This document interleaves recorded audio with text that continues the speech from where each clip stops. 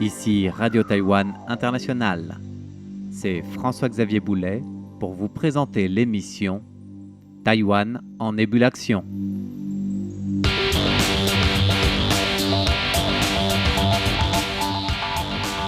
Nous allons parler aujourd'hui d'une épopée, celle d'un étudiant taïwanais en deuxième année à l'université qui vient de voir son projet d'expérimentation spatiale retenu parmi les 6 projets au monde pour être testé in situ, donc en situation d'apesanteur spatiale par les astronautes et chercheurs justement de la Station spatiale internationale.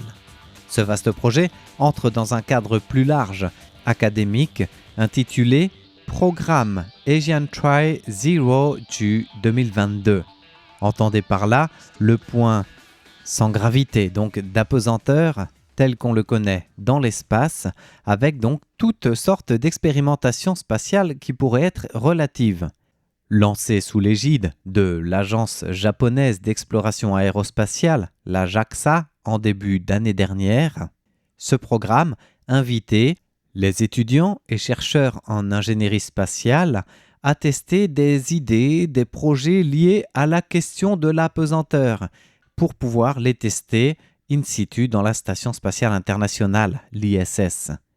Et c'est à ce jeu que s'est prêté l'étudiant Tsai Ju-chun en première année de faculté des sciences de la Terre à l'Université centrale qui, comme d'autres étudiants de sa promotion, se sont lancés dans cette idée, sans aucun espoir toutefois, ni aucune attente en retour. Sauf que quoi ? Eh bien tout d'abord, son projet est sélectionné au niveau national à Taïwan, donc sous l'égide du Centre spatial de l'Institut national de recherche expérimentale. De là, il fait partie des 201 projets à l'échelle mondiale à être soumis à l'Agence japonaise d'exploration spatiale. Et c'est lors de cette sélection internationale que l'expérience soumise par Tsai Ju-chun se démarque une nouvelle fois et qu'elle est retenue parmi les 6 projets, seulement 6, vous avez bien entendu, 6 projets sur les 201 soumis à l'agence japonaise pour être testés en conditions d'apesanteur dans l'espace. Alors quel est ce projet de l'étudiant taïwanais Tsai Ju-chun, aujourd'hui en deuxième année d'université ? Il était en première année de faculté de sciences de la Terre quand il a soumis son idée. Son idée était intitulée « Le projet » ou plutôt « Le phénomène de vortex d'eau soumis aux conditions d'apesanteur ». Il partait d'une question plutôt simple. L'eau peut-elle former un vortex comme on le constate sur Terre, soumis à la gravité, mais dans des conditions d'apesanteur ? Pour Tsai Ju-chun, qui est passé des sciences de la Terre à l'ingénierie spatiale, ce n'est pas tant la réponse à cette question, à son expérimentation, à l'idée qu'il a soumise, qui importe ou qui peut être le point tournant de ses études, voire de sa carrière, mais c'est le fait tout simplement de voir que sa question a été retenue. Ainsi, la semaine dernière, l'astronaute japonais Koichi Wakata a réalisé cette expérience de Tsai Ju-chun, lequel a pu la suivre en ligne pour en tirer les conclusions ou en tout cas constater les projections qu'il avait faites. Il a ainsi pu échanger avec l'équipe de chercheurs et scientifiques de la Station spatiale internationale et avec l'astronaute japonais de l'Agence spatiale internationale qui a réalisé son expérience en apesanteur dans une capsule de la Station spatiale internationale. À l'origine, cela aurait dû se passer autrement, puisqu'il était invité au Japon directement pour voir sa question testée dans l'espace sur grand écran au centre spatial Tsukuba, au QG même de l'Agence spatiale nationale du Japon en fin 2022.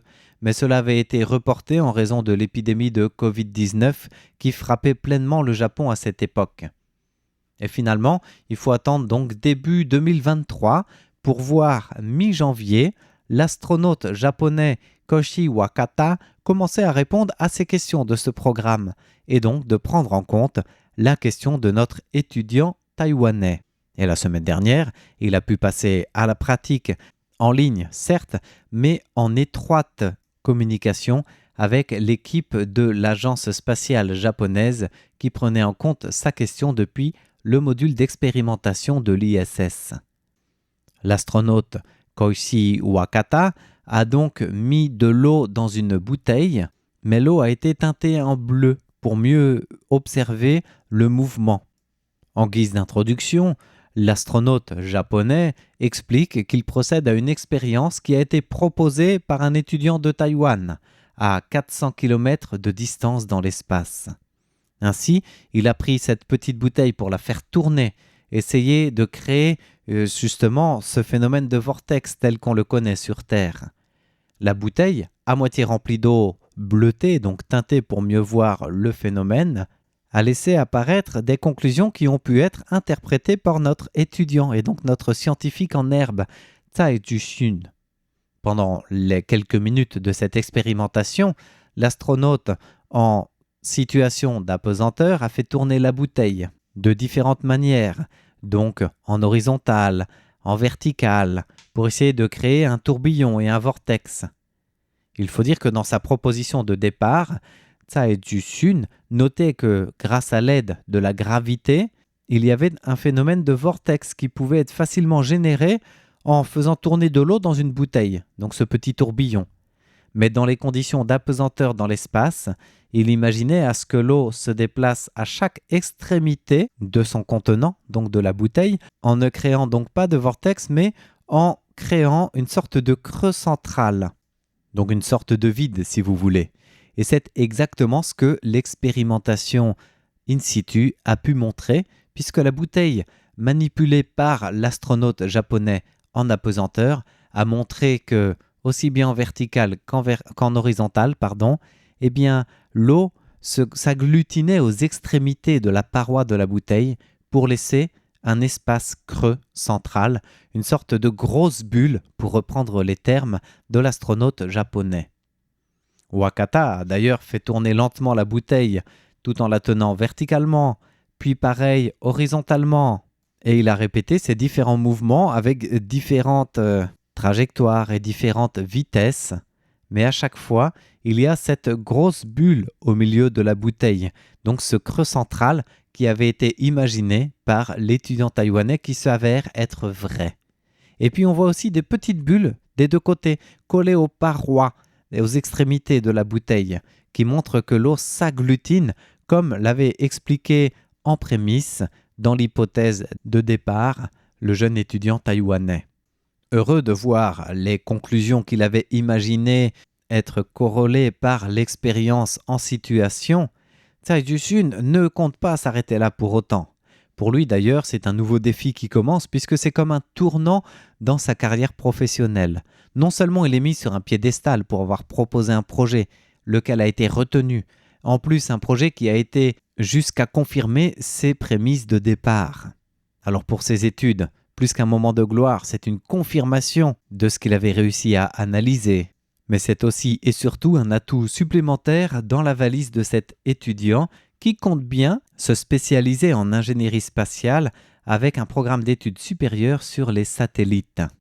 Interrogé par l'agence de presse centrale, Tsai Ju-shun a expliqué qu'il était mu par la science pour ce projet, mais qu'il avait aussi fallu qu'il travaille son anglais, puisqu'il se souvient que le professeur ingénieur de l'agence spatiale taïwanaise Lin Xin-tia, qui encourageait les étudiants à soumettre leurs projets, avait insisté sur le fait qu'ils devaient le faire en anglais. Pas forcément un anglais professionnel, mais au moins un anglais compréhensible.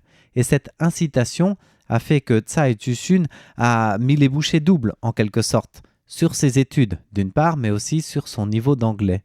Et dès la fin de son examen sur les probabilités, les calculs de son projet, il s'est entraîné à rédiger des dissertations en anglais, des projets en anglais, spécialisés dans le domaine de l'ingénierie spatiale, puisque c'est du vocabulaire aussi assez spécifique, et pour cela, il a pu se rendre au Vietnam avec un groupe de l'agence taïwanaise spatiale lors du forum des agences spatiales régionales en Asie-Pacifique, qui a été une sorte de tremplin à son expérience internationale vers son projet retenu par l'agence spatiale japonaise. Et notre ingénieur spatial en herbe, Tsai Ju-shun, ne compte bien pas en rester là, même s'il estime que ces 6 derniers mois restent sans aucun doute, je cite, « les 6 mois les plus gratifiants de toute sa scolarité, de toute sa vie ». Il est vrai qu'il a toujours été fasciné par l'espace, par les sciences spatiales, depuis le collège, où il avait suivi l'épopée de la sonde spatiale envoyée sur Saturne par la NASA et l'Agence européenne spatiale. C'était l'inconnu, c'était son nouveau monde, un monde dans lequel il met donc déjà un pied grâce à son expérience qui prouve que le vortex d'eau sur Terre ne fonctionne pas en apesanteur, mais crée un creux central. Et bien voilà pour l'émission du jour et la petite contribution en herbe de Tsai Ju-shun, remarquée par l'Agence internationale spatiale dès ses études universitaires et qui compte bien confirmer incessamment sous peu. Merci de votre écoute. C'était François-Xavier Boulet pour Radio Taïwan International.